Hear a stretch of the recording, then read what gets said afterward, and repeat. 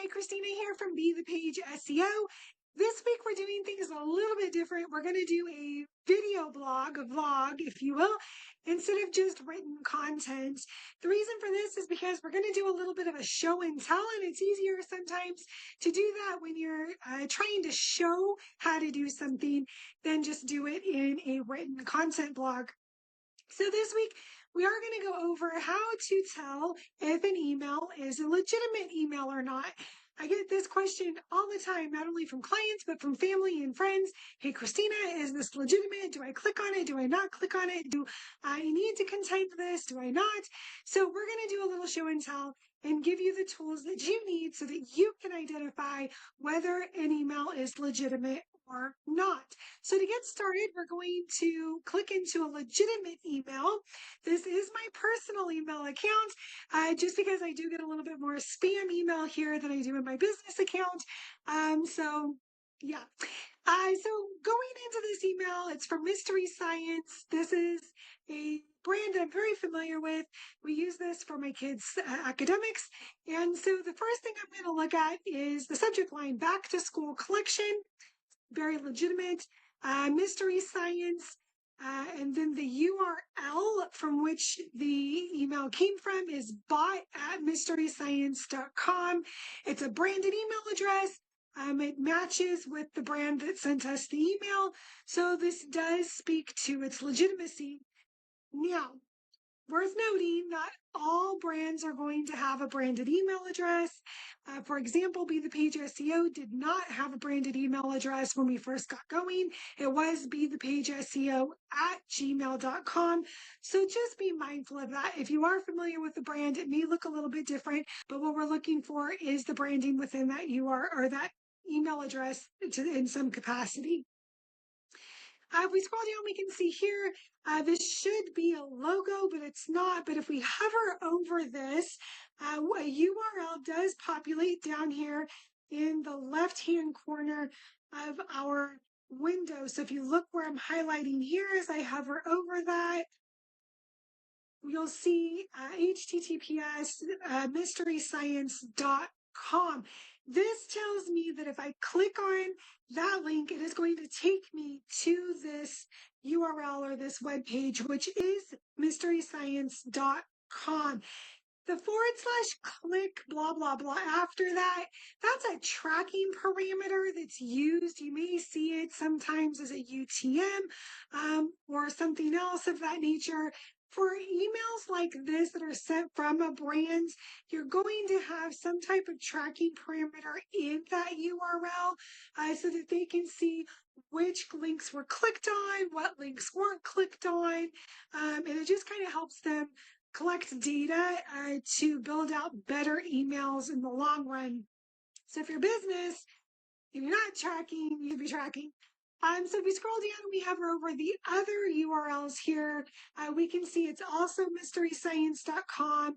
The button here is also mysteryscience.com. Help Center is support.mysteryscience.com, which is still branded. And then we have that last URL here at the end, which is just mysteryscience.com. So this is a legitimate website. We've got the unsubscribe, privacy, so on and so forth. It's very legitimate, and we're able to discern that. If we scroll down here to a different email, the subject line, very telling right away, XIL /daily shipment review 25.21 //07, 6:19 p.m. Morgan.tracy.teresa. Well, first and foremost, we're in the United States and we do not date our emails or anything in that capacity, that with that formatting. So that's red flag right there. And then 16:19 p.m. We don't timestamp our emails in the subject line. They're timestamped for us when we get the email or when we send it. And then we have names, Morgan, Tracy, Teresa. My name's none of those. My husband's name's not any of those. So that's another red flag for us just immediately right there off the top. If we look at the email address that the email came from, it's hummingringing911@gmail.com. So this doesn't match what the email is about. This doesn't match the name of the person that sent the email. So, and again, big red flags there for us just to kind of pique our cautiousness in going any further into this email. If we do click on the PDF that was sent, and we do want to note that there was no content sent in this email, only the PDF. So that's a huge red flag as well. Like I wouldn't even click on this at this point. I would just trash it and forget about it. But if we do click on this, which I don't recommend, we hover, we don't click, hover, don't click. If we do click on it, supposedly it's from PayPal. And we can see here that it's not to a person, it's to an email address. There is an urgency in the content here. You need to get in touch with us within the next 12 hours. We need to verify this. We can refund it within the next 6 hours of reporting. If there's no response, we're going to be forced to charge you the full amount, da da da da da.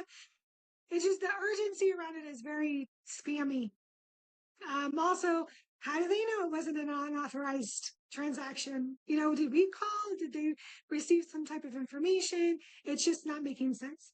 So another identifier is the +1 with the phone number. That's typically going to be an international phone number. That's not going to be a local number here within the US. That's typically only seen with international numbers. So as you can see, there's other telltale signs, team PayPal, blah, blah, blah, so on and so forth. So it's just very telling that this is not a legitimate email. So remember, hover over the URL, do not click it, and also check to see the email addresses from which the emails are coming from. Make sure they're branded, make sure they make sense, make sure that it's somebody you're familiar with. And check it out. Go to a different tab, go to a different window, type in, Verizon.com or AT&T, wherever the email's coming from, and check the validity of the website as well. Also, those text messages that we get, the paying the tolls or the United States Postal Service ones, you're not going to get text messages about those things. Any type of money owed for a bridge toll or freeway, highway toll or something of that nature, that's going to be sent to you via mail. You'll get that in a legitimate statement that's owed to you, and then you would go to that website to pay the toll or call that number to make that payment. Additionally, the United States Postal Service is never going to send you a text message saying that, something happened to a package in transit. That's not going to happen. But, if you get something from Amazon and they're shipping it to you and something happens to that, the shipper is the one that's actually going to reach out to you to let you know about a damaged product or something happening within that transit of it getting from point A to point B. So just be mindful of those. If you get any type of text message like that, just delete it, block the number, however you want to go about it. But those are never going to be legitimate. Don't click on it. Don't pay an extra $10. Don't do anything like that. Wait for it to come from a legitimate source, such as the place where you made that purchase. I hope you found this helpful. As always, we at Be the Page do appreciate you, we value you, and we thank you for sticking out with us. Have a great day. Bye.